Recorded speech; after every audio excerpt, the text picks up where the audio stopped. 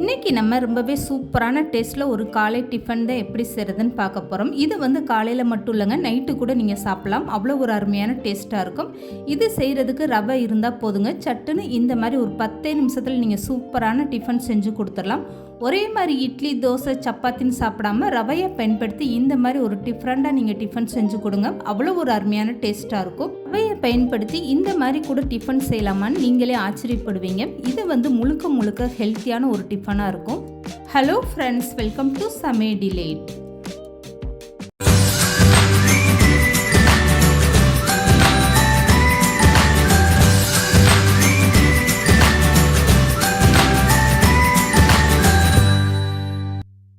இப்போது ஒரு அகலமான பாத்திரம் எடுத்துக்கோங்க. இதில் வந்து 1.25 கப் அளவுக்கு தண்ணி சேர்த்துக்கோங்க. இதே கப்பில் தான் நான் ரவை வந்து 1/2 கப் அளவு கலந்து எடுத்துருக்கேன். 1/2 கப்பு ரவைக்கு 1.25 கப் அளவுக்கு தண்ணி சேர்த்துக்கோங்க. இது வந்து கரெக்டான அளவாக இருக்கும். இப்போ வந்து 2 ஸ்பூன் அளவுக்கு சமையல் எண்ணெய் சேர்த்துக்கோங்க. இப்போ இது கூடவே 1 ஸ்பூன் அளவுக்கு சில்லி ஃப்ளெக்ஸ் சேர்த்துக்கோங்க. சில்லி ஃப்ளெக்ஸ் ஒரு வேளை இல்லைன்னா 4-5 வரமிளகாய் எடுத்து அதை மிக்ஸி ஜாரில் ஒன்றும் பாதியமாக அரைச்சிட்டு அதிலிருந்து 1 ஸ்பூன் சேர்த்துக்கோங்க. இப்போ வந்து கொஞ்சமாக கட் பண்ண கொத்தமல்லி சேர்த்துக்கோங்க. இது கூடவே 1/4 ஸ்பூன் அளவுக்கு உப்பு சேர்த்துட்டு நல்லா கலந்து கொடுத்துருங்க. இப்போ வந்து இந்த தண்ணி நல்லா கொதி வரட்டும். தண்ணி நல்லா கொதிச்சதுக்கப்புறமா 1/2 கப் அளவுக்கு பொடியான ரவை சேர்த்துக்கோங்க. எந்த கப்பில் 1/2 கப் அளவுக்கு ரவை அளந்து எடுக்கிறீங்களோ அதிலே வந்து 1.25 கப் அளவுக்கு தண்ணி எடுத்துக்கோங்க. இது வந்து கரெக்டான அளவாக இருக்கும். இப்போ வந்து தண்ணி கொதிச்சதுமே ரவையை சேர்த்துட்டு நல்லா ஸ்டவ்வை குறைச்சி வச்சுருங்க. இதுக்கப்புறம் கைவிடாமல் இந்த மாதிரி ரவையை நல்லா கலந்து கொடுத்துட்டே இருங்க. இப்போ வந்து ரவை இந்த மாதிரி நல்லா கெட்டியாக வந்ததுமே நீங்கள் ஸ்டவ்வை ஆஃப் பண்ணிடுங்க. அதிகமாக நீங்கள் கெட்டியாக வச்சுட்டிங்கன்னா அப்போ வந்து உங்களுக்கு பிசைஞ்சு எடுக்க ஈஸியாக வராது. ரவை இந்த மாதிரி ஒரு பக்குவத்தில் இருக்கணும். இதுக்கப்புறமா நீங்கள் ஸ்டவ் ஆஃப் பண்ணி மூடி போட்டு இதை வந்து ஒரு 5 நிமிஷம் நல்லா ஆற வச்சுருங்க. ரவை வந்து நல்லா ஆறுனதுக்கப்புறம் பார்த்தீங்கன்னா இன்னும் கொஞ்சமே நல்லா கெட்டியாகிட்டு வந்துடும். இப்போது 5 நிமிஷத்துக்கு அப்புறம் நான் மூடி ஓப்பன் பண்ணி காட்டுறேன் பாருங்கள். எந்த அளவுக்கு ரவை நல்லா கெட்டியாகிட்டு நல்லா ஆறிடுச்சுன்னு பாருங்கள். இதுக்கப்புறமா லேசாக கையில் எண்ணெய் அப்ளை பண்ணிவிட்டு இந்த ரவையை வந்து ஒரு டைம் நல்லா பிசைஞ்சு எடுத்துக்கோங்க. உங்களுக்கு அப்போ தான் நல்லா சாஃப்டாக வரும். கையில் வந்து ஒட்டாமல் இருக்கிறதுக்காக தான் இந்த மாதிரி எண்ணெய் அப்ளை பண்ணிக்கோங்க. இப்போ இந்த ரவையை பார்த்தீங்கன்னா நல்லா சாஃப்டாக பிசைஞ்சு எடுத்தாச்சு.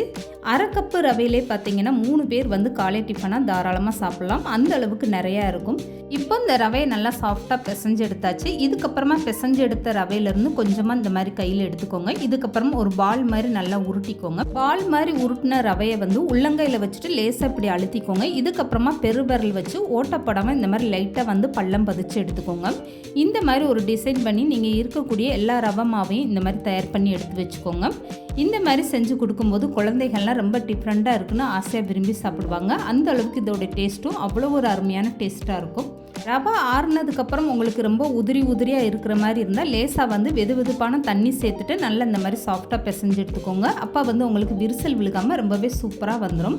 ரவையை இந்த மாதிரி பால் மாதிரி உருட்டும் போது உங்களுக்கு கையில் ஒட்டுற மாதிரி பிசு பிசுன்னு இருந்தால் நீங்கள் லேசாக வந்து எண்ணெய் அப்ளை பண்ணிவிட்டு இந்த மாதிரி தயார் பண்ணி எடுத்துக்கோங்க. இப்போ வந்து மீதம் இருக்கக்கூடிய எல்லா ரவை மாவையும் இந்த மாதிரி தயார் பண்ணி எடுத்து வச்சுக்கோங்க. 1/2 கப்பு ரவையிலே ஒரு தட்டு நிறைய இந்த மாவு வந்திருக்கு பாருங்கள். இது வந்து 3 பேர் தாராளமாக சாப்பிட்லாம். எந்த அளவுக்கு பார்க்குறதுக்கு ரொம்ப சூப்பராக வந்திருக்கு பாருங்கள். கொஞ்சம் கூட விரிசல் விழுகாத அளவுக்கு இந்த மாதிரி நீங்கள் தயார் பண்ணி எடுத்து வச்சுக்கோங்க.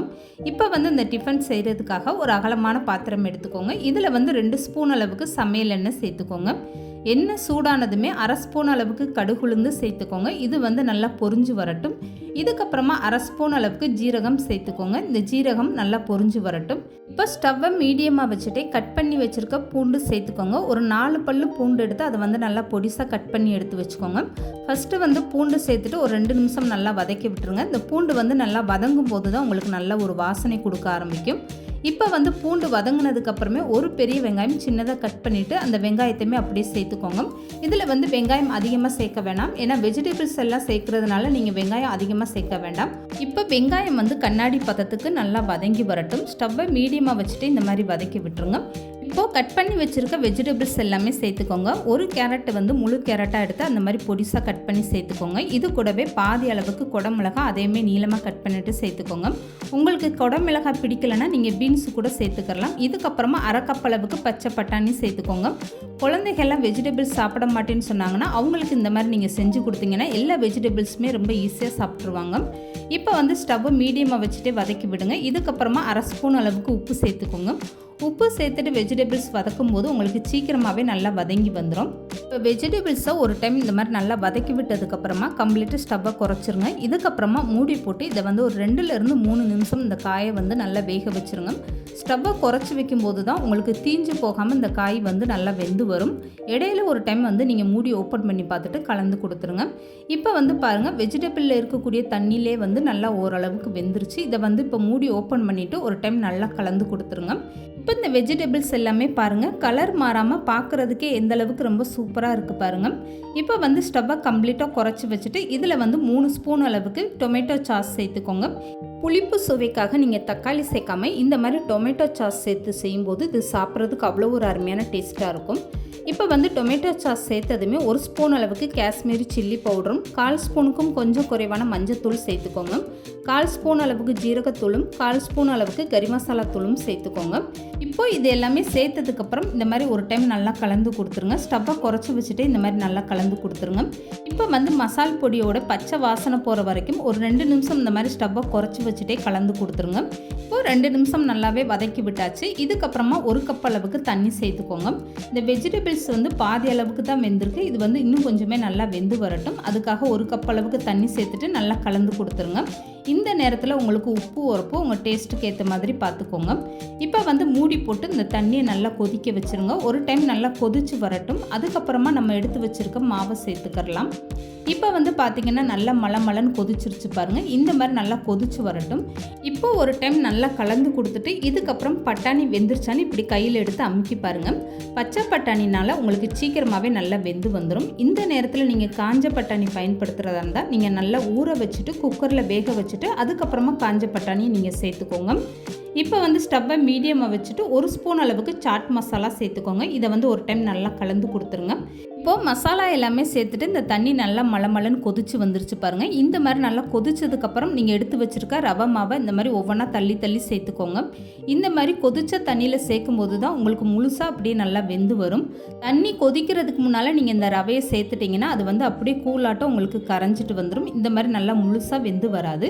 இப்போ எடுத்து வச்சுருக்க எல்லா ரவை மாவையும் இந்த மசாலாவோட சேர்த்ததுக்கப்புறம் நீங்கள் கரண்டி போட்டு கலந்து கொடுக்காம இந்த மாதிரி பாத்திரத்தை இப்படி லேசாக இப்படி ஆட்டி விடுங்க. கரண்டி போட்டு கலந்து கொடுத்தீங்கன்னா உங்களுக்கு வந்து அப்படியே உடஞ்சிட்டு வந்துடும். இப்போ வந்து ஸ்டவ்வை மீடியமாக வச்சுட்டு இதை வந்து ஒரு 3 நிமிஷம் நல்லா வேக வச்சு எடுத்துக்கோங்க.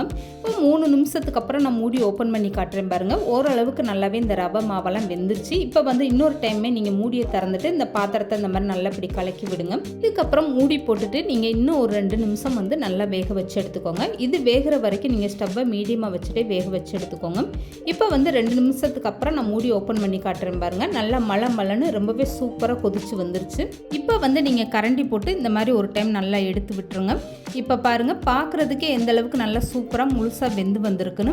இந்த ரவையோட மசாலா எல்லாம் நல்லா உள்ளே இறங்கிட்டு ரொம்பவே அருமையாக வெந்து வந்துருச்சு. இந்த மாதிரி நேரத்தில் நீங்கள் ஸ்டவ்வை ஆஃப் பண்ணிவிட்டு இதுக்கு மேலே கொத்தமல்லி தூவிக்கோங்க. அவ்வளோதாங்க. இந்த மாதிரி தண்ணியாக இருக்கும்போதே நீங்கள் ஸ்டவ்வை ஆஃப் பண்ணி கொத்தமல்லி தூவிக்கோங்க. இது வந்து இன்னும் கொஞ்சம் நேரம் நீங்கள் ஆற வைக்கும்போது இந்த ரவையில் இந்த மசாலா எல்லாமே நல்லா இழுத்துட்டு உங்களுக்கு இன்னும் கொஞ்சமே நல்லா கெட்டி ஆகிட்டு வந்துடும். இதை வந்து நீங்கள் குழந்தைகளுக்கு காலை டிஃபனாகவும் கொடுக்கலாம். அப்படி இல்லைன்னா மதியம் லஞ்சுக்கு கூட கொடுத்து விடலாங்க. ரொம்பவே சூப்பரான டேஸ்ட்டாக இருக்கும். எல்லா வெஜிடபிள்ஸும் சேர்ந்து நம்ம இந்த மாதிரி ஒரு டைம் செஞ்சு கொடுக்கும்போது குழந்தைகள்லாம் வேண்டானே சொல்ல மாட்டாங்க. இதோட டேஸ்ட்டு அவ்வளோ ஒரு அருமையான டேஸ்ட்டாக இருக்கும். நல்லா ஆறுனதுக்கப்புறம் நான் கரண்டியில் எடுத்து காட்டுறேன் பாருங்கள் எந்த அளவுக்கு நல்லா கெட்டியாக இருக்குன்னு. இந்த மசாலா தண்ணியோடு நீங்கள் சேர்த்து சாப்பிடும்போது இது அப்படியே பாஸ்தா நூடுல்ஸ் சாப்பிட்ற மாதிரி அவ்வளோ ஒரு அருமையான டேஸ்ட்டாக இருக்கும். கண்டிப்பாக நீங்கள் ட்ரை பண்ணி பாருங்கள். இந்த வீடியோ பிடிச்சிருந்தா லைக் பண்ணுங்கள், ஷேர் பண்ணுங்கள். மறக்காமல் சமையல் டிலைட் சேனலை சப்ஸ்கிரைப் பண்ணுங்கள்.